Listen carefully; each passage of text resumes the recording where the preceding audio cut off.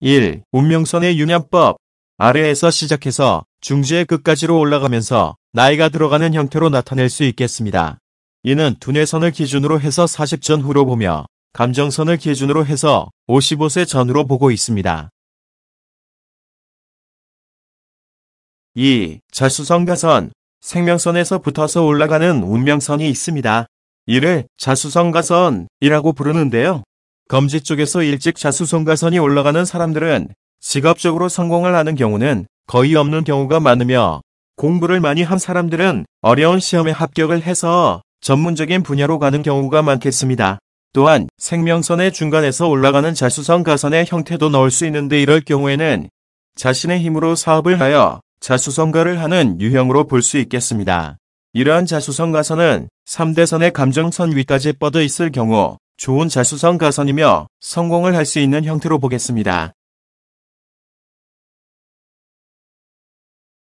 3. 장애선이 있는 경우. 많은 사람들이 운명선의 장애선을 가지고 있는 경우가 많습니다. 장애선이 의미하는 것은 운명선에 해당하는 시기에 인생의 장애가 나타나는 시기로 직업적으로 불안하거나 재물적인 문제, 명예적인 문제 등 많은 고민이 생길 수 있는 부분입니다. 이는 장애선의 강도와 굵기, 길이 등을 고려해 인생의 장애의 강도, 세기 등에 영향을 주게 됩니다.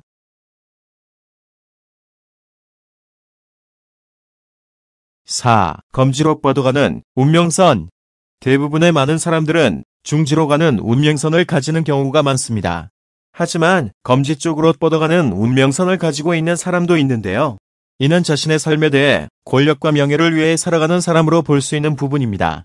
이런 유형을 가진 사람들은 안에서 있는 것보다는 일찍부터 사회에 나가서 살아가는 것이 자신의 삶에 대한 만족과 좋은 성과를 얻을 수 있는 발판이 될 것입니다.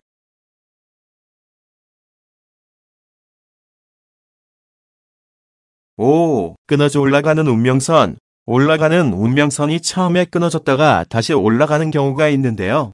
이는 자신의 직업이나 일에 대해서 만족감이 떨어지는 경우라 보시면 되겠습니다. 끊어지는 시점에 다른 일을 찾게 되고 변동이나 변화가 생기는 부분입니다.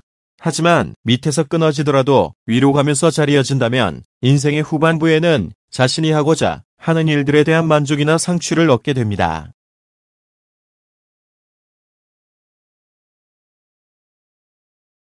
6. 운명선이 시작하는 곳. 위의 그림처럼 운명선이 시작하는 부위가 사람마다 다르게 나타납니다. 어떠한 사람들은 1번 선처럼 월구 쪽에서 시작하는 사람이 있으며 2번 선처럼 중앙에서 올라가는 사람, 3번 선처럼 생명선의 안쪽에서 시작하는 것들이 있습니다. 1번의 경우에는 예술이나 예능, 아이디어, 창작 등을 이용한 직업 활동을 하는 경우라 봅니다. 이는 자신의 전문성을 활용해서 일을 하거나 자신이 좋아하는 일을 하려고 하는 사람이라고 생각되는 부분입니다. 3번의 경우에는 생명선의 안쪽에서 올라가는 운명선입니다. 이는 생명선이 의미하는 자신과 가까운 관계인 가족이나 친구 등 가까운 사람의 영향을 많이 받는 인생을 살아가는 형태가 됩니다.